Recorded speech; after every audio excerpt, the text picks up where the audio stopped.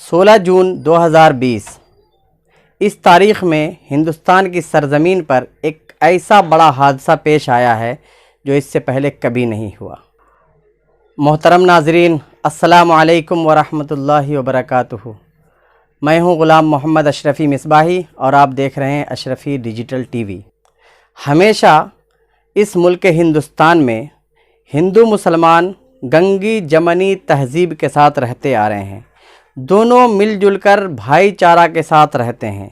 मगर कुछ सालों से कुछ ऐसे शरीर लोग पैदा हो गए हैं जो इस मुल्क हिंदुस्तान को जहन्नम बनाने पर तुले हुए हैं।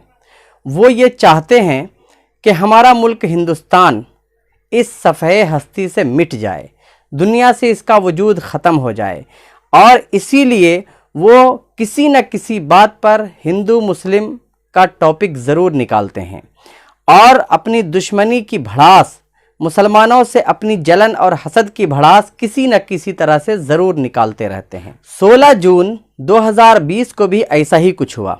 आइए जानते हैं।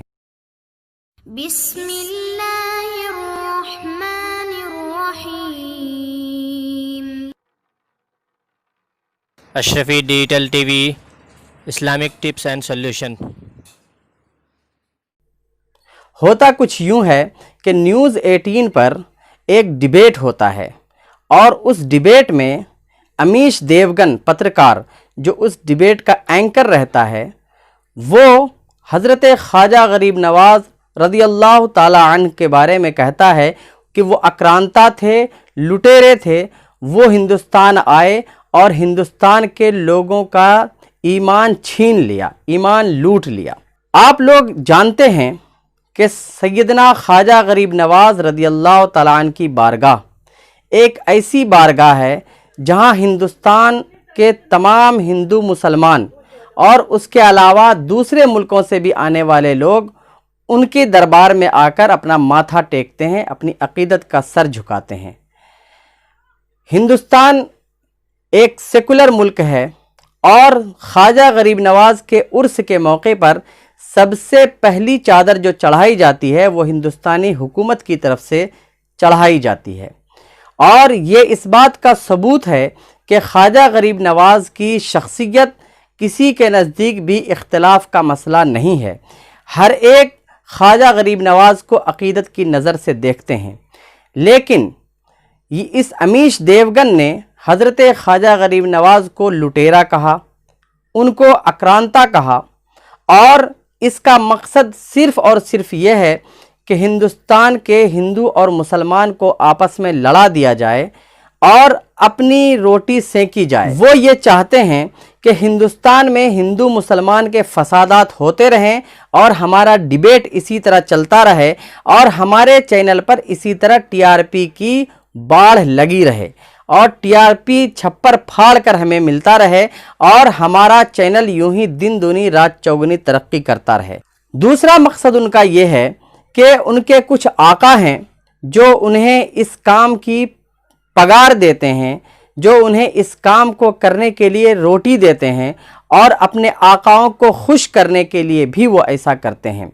और ये भी हो सकता है कि ये अमीश देवगन पाकिस्तान के हुक्म पर ये सब कर रहा हो।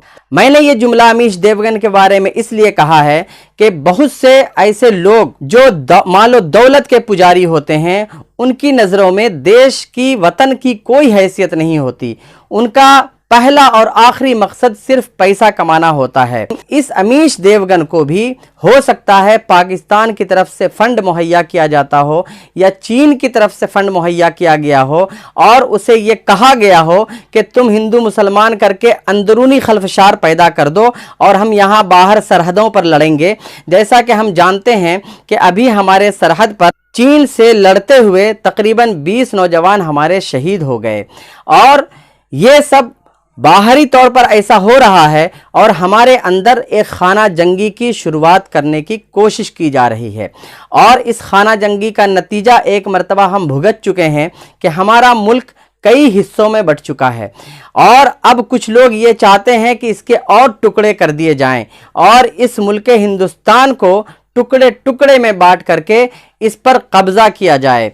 मैं आपको बताता चलूं کہ خواجہ غریب نواز نے وہ کارنامہ انجام دیا ہے کہ آج تک کوئی نہیں کر سکا۔ خواجہ غریب نواز کی شخصیت ایک مسلمان روحانی پیشوا کے طور پر مانی جاتی ہے، مگر یہ وہ دربار ہے جہاں صرف مسلمان ہی نہیں بلکہ مسلمان کے علاوہ ہر مذہب، ہر طبقے کے لوگ آتے ہیں۔ تو میرا آپ سے یہ سوال ہے کہ امیش دیوگن نے جو ایسا کیا ہے، کیا اس کو سزا ہونی چاہیے؟ اگر سزا ہونی چاہیے تو کیا سزا ہونی چاہیے؟ اس کو حکومت کو گرفتار کرنا چاہیے یا نہیں کرنا چاہیے؟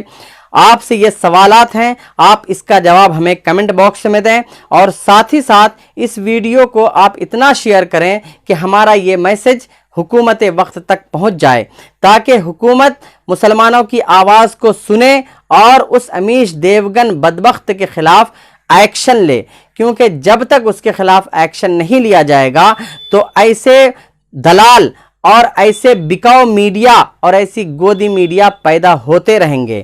اسی لیے آپ سے گزارش ہے کہ ہمارے چینل کو آپ سبسکرائب کر لیجئے اور نوٹیفیکیشن پہ آل کا بٹن ضرور دبا دیجئے۔ اس طرح کے لیٹسٹ نیوز کے لیے انشاءاللہ تعالی میں آپ کی خدمت کرتا رہوں گا۔